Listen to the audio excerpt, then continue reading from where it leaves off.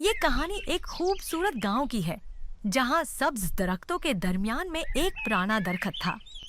ये दरख्त बहुत घना और मजबूत था और उसकी शाखों पर कई घोंसले बने हुए थे। उन्हीं घोंसलों में तोतों का एक खानदान रहता था। ये खानदान एक तोते और तोती पर मुश्तमिल था, जिनके 3 बच्चे भी थे। तोते का नाम राजा और तूती का नाम रानी था। राजे और रानी अपने बच्चों का बहुत ख्याल रखते थे और सुबह सवेरे खाने की तलाश में निकल जाते थे। इस गांव के लोग बहुत मोहब्बत करने वाले थे और दरख्तों को काटने से गुरेज करते थे।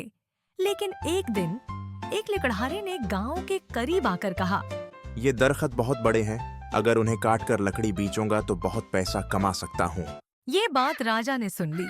वो फौरन रानी के पास आया और कहा, हमें कुछ करना होगा वरना ये दरख्त काट दिए जाएंगे और हमारा घर बर्बाद हो जाएगा। राजा और रानी ने गांव के बच्चों से मदद मांगने का फैसला किया।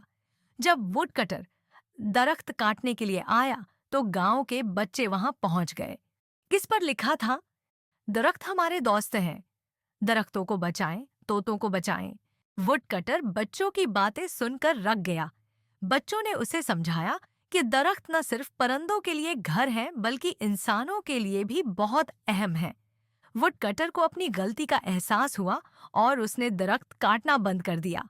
यूं दरख्त बच गए और तोतों का घर महफूज रहा। गांव के लोगों ने मिलकर अहद किया कि वो हमेशा अपने दरख्तों और कुदरती माहौल का ख्याल रखेंगे। राजा, रानी और उनके बच्चे खुशी खुशी अपने दरख्त पर रहने लगे और अपनी मीठी आवाज से जंगल को जिंदा रखा। ये कहानी हमें ये लेसन देती है कि हमें नेचर की हिफाजत करनी चाहिए।